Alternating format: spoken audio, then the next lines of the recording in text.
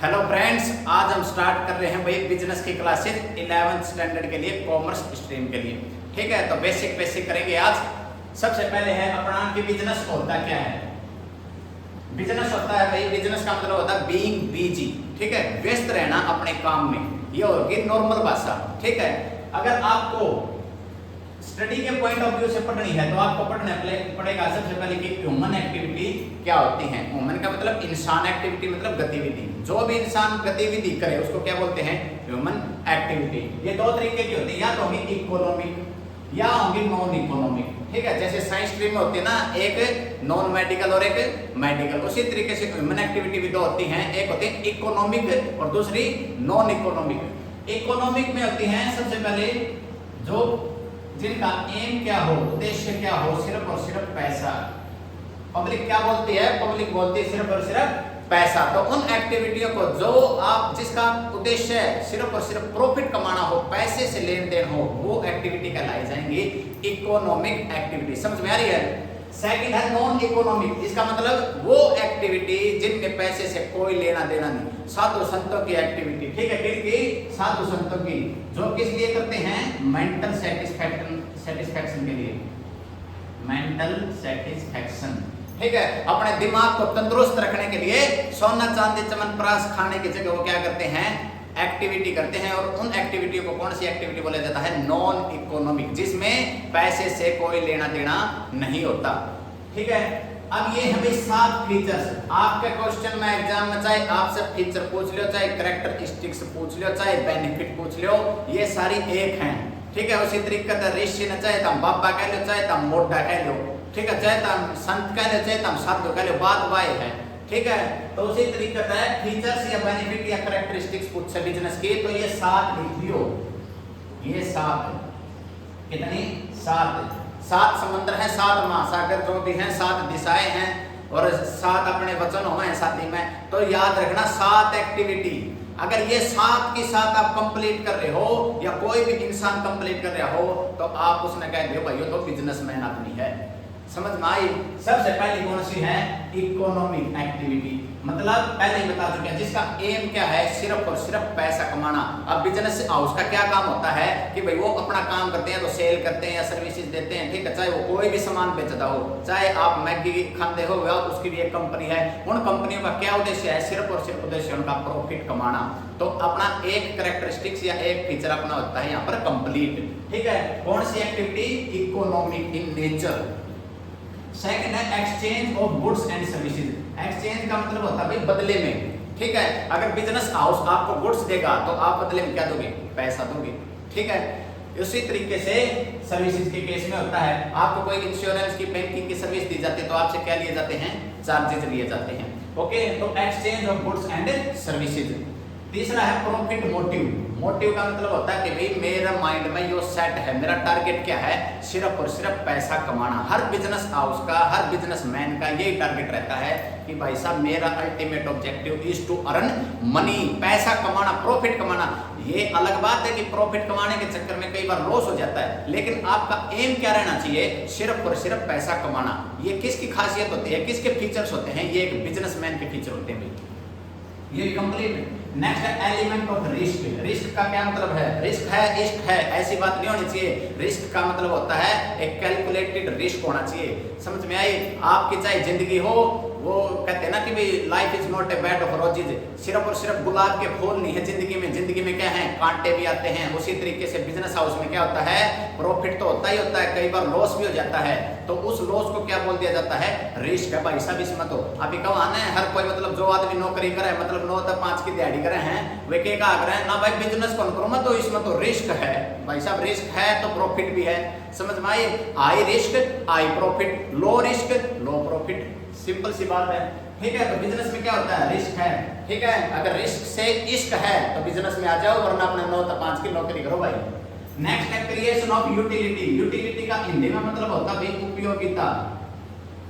जो भी business house काम करते हैं वो उनका काम इस तरीके का होना चाहिए कि उपयोगी हो कंज्यूमर के लिए, कस्टमर के लिए। उसके लिए सबसे अच्छी चीज यही रहती है कि भाई जो भी वो प्रोडक्ट बेचे वो राइट टाइम पे, राइट प्लेस पे, राइट प्राइस पे कंज्यूमर को मिल जाए। सर ये क्या बोलेंगे आप खुद देखो, अब मान लीजिए जैसे एक पिज्जा वाला आता है कि भाई सर आप अगर हम 45 मिनट के बाद डिले सर्विस कर रहे हैं तो अब आपके लिए फ्री हो जाएगा। क्यों? क्योंकि 45 मिनट एक राइट टाइम उन्होंने डिसाइड किया हुआ है। उसी तरीके से हर प्रोडक्ट आपका राइट टाइम पे, राइट प्लेस पे और राइट क्वांटिटी में, राइट प्राइस पे आपको मिल जाना चाहिए, तभी आप एक अच्छे बिजनेसमैन कहलाओगे अगर आप ये डिलीवर कर रहे हो तो कंज्यूमर को।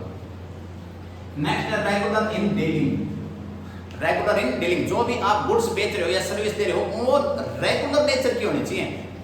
अब आप सिंपल एग्जांपल देखो, आपने क्या करा, आप स्कूल में आए 2 बजे और घर आए क्या करा, पिछले साल की पुरानी किताब बेच दी, कबाड़ी थी, ठीक है। क्या आपकी एक्टिविटी रेगुलर है? नो, वन टाइम एक्टिविटी है। क्या पता उसके बाद 2 महीनों में बेचो, 4 महीनों में बेचो, क्या पता अगले साल बेचो, तो आप बिजनेसमैन नहीं कहलाओगे। समझ में आई? बिजनेसमैन कहलाने के लिए सबसे अच्छी चीज है कि भाई आप जो भी काम कर रहे हो वो रेगुलर करो। भैया एक बात बताओ, रेगुलर करोगे तभी तो बिजी रहोगे, ठीक है। और बिजनेसमैन या बिजनेस क्या होता है? बीइंग बिजी, बिजी रहना, ठीक है। वो कैसे होगा? रेगुलर इन डीलिंग, जो भी आप काम कर रहे हो उसको रेगुलर करो। नेक्स्ट है कंज्यूमर सेटिस्फैक्शन। जितना प्रॉफिट इंपॉर्टेंट होता है ना भाई, उसके बराबर में, जैसे एक तराजू में क्या है, एक साइड में क्या सामान रख दिया जाता है, दूसरे साइड में भी सामान, तभी बराबर होते हैं इस तरीके से, ठीक है। तो ये क्या बोलते हैं, प्रॉफिट अगर आपका कमाना मेन उद्देश्य है तो उसके साथ में कंज्यूमर की सेटिस्फैक्शन भी आपका मेन ऑब्जेक्टिव होना चाहिए। प्रॉफिट नु आवाम को नहीं हो ओ भाई कदे भाई सब कंज्यूमर ने डिसैटिस्फाई करा और अपना प्रॉफिट होता जाएगा, ऐसा कोई सिस्टम नहीं है यहाँ पे। आपको प्रॉफिट, आपका बिजनेस तभी ग्रो करेगा अगर आपका कंज्यूमर पूरी तरीके से सेटिस्फाइड है। और इसके लिए सबसे बेस्ट एग्जांपल है भाई साहब एप्पल का फोन है, ठीक है। क्यों? क्योंकि कंज्यूमर है पूरा सेटिस्फाइड है। आप देख लो आज एप्पल की कंपनी कितनी है, कई देशों के तो जीडीपी, इकोनॉमी और उनका बजट तक बड़ी कंपनी बन गई है एप्पल। क्यों? क्योंकि उसके कंज्यूमर सेटिस्फाइड है भाई साहब। और जो बंदे 80 के लोग होगा के हैं उन्हें ये भी पता होगा दुनियाचंद के पेड़े 80 के बहुत मशहूर पेड़े हैं। क्यों? तभी वो ग्रो कर रहा है, ग्रो कर रहा है। क्यों? क्योंकि उसके कस्टमर सेटिस्फाइड है भाई साहब। तो हर बिजनेस उसके ये 7 कैरेक्टरिस्टिक्स होते हैं भाई साहब, 7 फीचर्स होती हैं। जल्दी जल्दी एक बार रिपीट कर लो। इकोनॉमिक एक्टिविटी, आपका एम होना चाहिए प्रॉफिट कमाने का। Exchange of goods and service, goods and service दे रहे हो आप, बदले में पैसे ले रहे हो। Profit motive, your ultimate target is to earn money, पैसा पैसा। For the element of risk, ये नहीं भाई आप पैसा पैसा कमाओगे तो लॉस भी नहीं होगा, आपको लॉस भी हो सकता है, उस लॉस को क्या बोलते हैं? रिस्क है भाई साहब। नेक्स्ट है क्रिएशन ऑफ यूटिलिटी, आपके प्रोडक्ट हैं राइट टाइम पे, राइट प्लेस पे, राइट क्वांटिटी में और राइट कंज्यूमर को, ठीक है, राइट प्राइस पे पहुंच जाने चाहिए। रेगुलर इन डीलिंग, जो भी आप काम कर रहे हो वो रेगुलर नेचर का होना चाहिए। नेक्स्ट है कंज्यूमर सेटिस्फैक्शन, आप जो भी प्रोडक्ट दे रहे हो, जो भी प्रोडक्ट आप दे रहे हो उससे कंज्यूमर क्या होना चाहिए? 100% सेटिस्फाइड होना चाहिए। अगर मान लिया वो सेटिस्फाइड होगा तो क्या करेगा? फीडबैक देता है। क्या देता है? फीडबैक, सो दैट कि मतलब दूसरों को भी बताएगा कि हाँ भाई वो अच्छा प्रोडक्ट है, आप उसको कंज्यूम करो। अल्टीमेटली क्या है? आपका ऑर्गेनाइजेशन ग्रो करेगा। तो ये था भाई बिजनेस, ये क्या था? बिजनेस। अब इसके 2 पॉइंट और हैं। कितने पॉइंट हैं? 2। एक है प्रोफेशन का, एक है एम्प्लॉयमेंट का। ये दोनों पॉइंट कराते ही आपकी यूनिट 1 कंप्लीट हो जाएगी। तो एक बार इसको जल्दी से साफ कर देता हूं और फिर बताता हूं कि प्रोफेशन और एम्प्लॉयमेंट क्या होता है। अपना अगला टॉपिक है भाई साहब प्रोफेशन क्या होते हैं। प्रोफेशन, प्रोफेशनल कौन होते हैं और प्रोफेशन क्या होता है। सबसे पहले है स्पेशलाइज्ड नॉलेज एंड स्किल। जो भी बंदा प्रोफेशनल होगा ना भाई, उसके पास एक खास स्किल या स्पेशलाइज्ड नॉलेज होगी ही होगी, ठीक है। वो साधारण व्यक्ति मिलेगा ही नहीं आपको। उसको क्या बोलते हैं? प्रोफेशन। क्या बोलते हैं? प्रोफेशन, स्पेशलाइज्ड नॉलेज होगी। और वो नॉलेज कहाँ से लेगा? वो नॉलेज लेगा इंस्टीट्यूट से। कहाँ से लेगा उस नॉलेज को? इंस्टीट्यूट से मिलती है, ठीक है। ये नहीं कि गली में कहीं पर बैठे हैं और नॉलेज मिल जाएगी, नो। उसके लिए एक पार्टिकुलर इंस्टीट्यूट होता है जो आपको बताता है, वो नॉलेज सिखाता है। अब जैसे मान लिया बार काउंसिल ऑफ इंडिया है, ठीक है, वो किसको नॉलेज देती है? एडवोकेट्स को। The institute of chartered accountant of India है, किसको नॉलेज देती है? सीए को, चार्टर्ड अकाउंटेंट को। ये डॉक्टर्स के लिए भी होती है, ठीक है। उसी तरीके से ये कौन होते हैं? ये होते हैं अपने इंस्टीट्यूट, ठीक है। ये क्या देते हैं? नॉलेज देते हैं। कौन सी नॉलेज? स्पेशलाइज्ड, एक बात है भाई साहब कि एक ordinary man can not become a professional, मतलब एक जो साधारण व्यक्ति है ना वो बिजनेसमैन तो बन सकता है। बिजनेसमैन तो आप किसी को भी बना दो, ठीक है, किसी को भी किसी दुकान पे बिठा दो, अपना सामान देना है दे देगा वो, तो उसमें क्या नॉलेज लगेगी। लेकिन एक प्रोफेशनल के लिए स्पेशलाइज्ड नॉलेज होना जरूरी है, जो उसको खास बनाती है, और वो नॉलेज मिलती है उसको भाई साहब इंस्टीट्यूट से। कहाँ से मिलती है? इंस्टीट्यूट से, ठीक है। जैसे मैनेजमेंट के लिए IIM IIM जो भी हो, मतलब ठीक है। तीसरा पॉइंट क्या है? Representative of association. वो क्या करते हैं? जो प्रोफेशनल बन जाते हैं वो अपने एसोसिएशन को क्या करते हैं भाई साहब? रिप्रेजेंट करते हैं, ठीक है। अब मान लिया जैसे जितने भी खिलाड़ी होते हैं वो क्या करते हैं? नेशनल लेवल पे, डिस्ट्रिक्ट लेवल पे या स्टेट लेवल पे अपने अपने राज्य को, जिले को और देश को क्या करते हैं? रिप्रेजेंट करते हैं। उसी तरीके से क्या होता है, ये जो प्रोफेशनल होते हैं ना, ये अपने एसोसिएशन को रिप्रेजेंट करते हैं। जैसे बार काउंसिल ऑफ इंडिया को रिप्रेजेंट कौन करता है? एडवोकेट्स करते हैं, ठीक है। और institute of chartered accountant of India को रिप्रेजेंट कौन करता है? CA करते हैं। फिर वो क्या करेंगे? वो उनके लिए इनके मेंबर्स हो जाएंगे। इनके मेंबर्स के लिए फिर वो क्या करेंगे? इंस्टीट्यूट इनके लिए रूल बनाएंगे कि भाई आपको कैसे फॉलो करने हैं, कैसे काम करना है, ठीक है।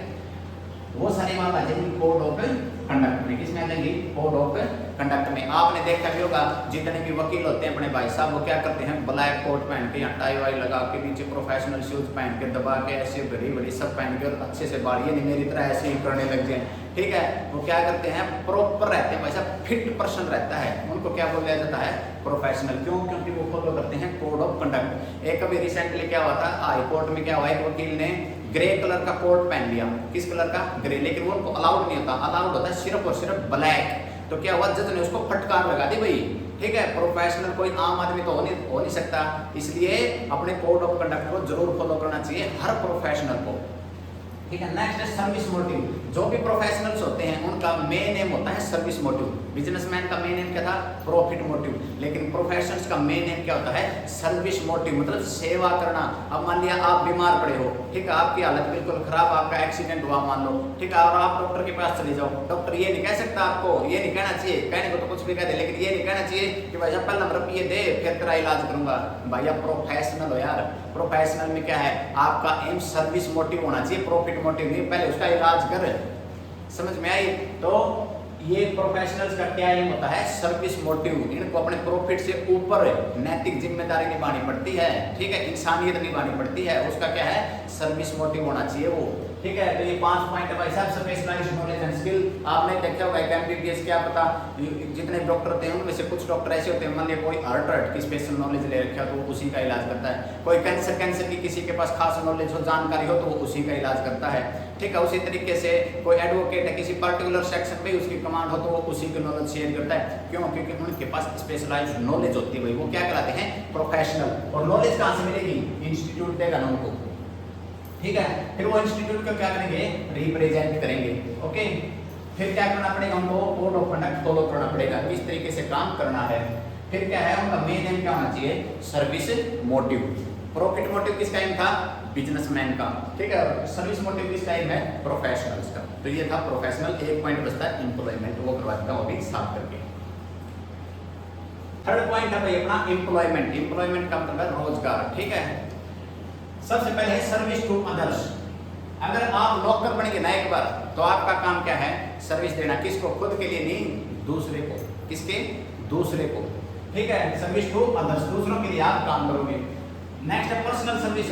पर्सनल सर्विस का मतलब है सर्विस आपको ही देनी है, ठीक है। अगर आपको किसी स्कूल में मान लिया टीचर अपॉइंट कर लिया गया, तो आप ये नहीं कह सकते मेरी जगह किसी दूसरा ना भेज। क्यों जी? भाई आपको खुद देनी है वो सर्विस है। क्यों? क्योंकि आप एम्प्लॉयमेंट के अंडर में हो, पर्सनल सर्विस देनी है। ये नहीं कि आपकी जगह कोई दूसरा पर्सन आके काम करेगा, नो नो, ठीक है।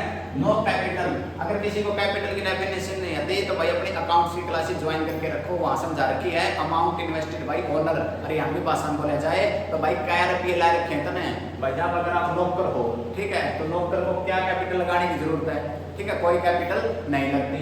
Next no risk. अगर कैपिटल नहीं लगाओगे तो रिस्क आएगा भी, ठीक है। अगर कैपिटल आपने नहीं लगाई तो कोई रिस्क नहीं होता। आपको क्या करेंगे? मैक्सिमम टू मैक्सिमम उस ऑर्गेनाइजेशन निकालेंगे कहीं और ज्वाइन कर लेना, ठीक है। क्या रिस्क है इसमें? आपकी कैपिटल लगी नहीं है, आपकी पूंजी खोने का डर नहीं है, तो एम्प्लॉयमेंट में no capital no risk. Next है अंडर ए कॉन्ट्रैक्ट। आपसे क्या है? एक कॉन्ट्रैक्ट के अंडर में साइन करवा लिए जाते हैं, ठीक है, कि भाई आप हमारी शर्तों से, नियमों से क्या हो? सेटिस्फाइड हो, ठीक है। नेक्स्ट है सर्वेंट। आप क्या हो? मालिक नहीं हो, क्या हो? नौकर हो, इसमें एम्प्लॉयमेंट में, चाहे आप कितने बड़े पद पे हो, ठीक है, नौकर तो नौकरे को आओगे भाई, ठीक है। नेक्स्ट है रेम्युनरेशन। रेम्युनरेशन का मतलब होता है कि आपको बदले में क्या दिया जाएगा। जब आप किसी के लिए काम करते हो, सर्विस टू अदर्स क्या है, आप जब किसी दूसरे के लिए काम करते हो तो आपको बदले में क्या दिया जाएगा, या तो सैलरी दे दी जाएगी, ठीक है, या वेजेस दे दी जाएगी। ओके, तो ये थे भाई अपने एम्प्लॉयमेंट के पॉइंट। सबसे आसान यही है, सर्विस टू अदर्स, दूसरों को सर्विस देना, पर्सनल सर्विस, खुद सर्विस देना। ये नहीं कि आपकी जगह कोई और आके सर्विस देने लग जाए और आप घर पर बैठे हो एसी वाला रूम में आराम कर, एसी तो बड़ा लगेगी नौकरी में, ठीक है, बेटा सुनते हो आराम, ऐसा नहीं होना चाहिए। नो कैपिटल, आपकी कोई पूंजी नहीं लगेगी, नो रिस्क, कैपिटल नहीं लगाओगे तो रिस्क का आएगा बे, ठीक है। अंडर कॉन्ट्रैक्ट, किसी कॉन्ट्रैक्ट के अंडर में आपको काम करना पड़ेगा। ओके, सर्वेंट, आप नौकर हो, मालिक नहीं। रेम्युनरेशन, बदले में क्या मिलेगा आपको, या तो सैलरी मिलेगी या वेजेस मिलेगी। ये थे अपने 3 पॉइंट। सबसे पहले बिजनेस का कर लिया, 7 कैरेक्टरिस्टिक्स हैं, 7 याद कर लेना। प्रोफेशन में 5 कैरेक्टरिस्टिक्स हैं, 5 याद कर लेना। और इसमें ये 3 और 3 6 एक साथ इसमें है, ये कर लेना, ठीक है। तो आपका बिजनेस, प्रोफेशन, एम्प्लॉयमेंट। अब क्वेश्चन क्या करेगा, इनमें डिफरेंस पूछ लेगा या किसी के फीचर्स पूछ लेगा। ओके, तो ये आप सभी अच्छे से कर लेना और वीडियो को 1.25 की स्पीड पे रिवीजन में डाल लेना, ठीक है। और आप मेरे साथ बने रहिए। नेक्स्ट यूनिट में हम करवाएंगे कि भाई अपनी इंडस्ट्री क्या होती है, प्राइमरी होती है, सेकेंडरी होती है, कंस्ट्रक्टिव, मैन्युफैक्चरिंग, जितनी भी होती हैं सारी करवा देंगे, सारा सिलेबस करवाएंगे। आप बस अपने साथ बने रहें हमारे साथ। आपका बहुत बहुत धन्यवाद। राधे राधे, जय श्री कृष्णा, बाय बाय।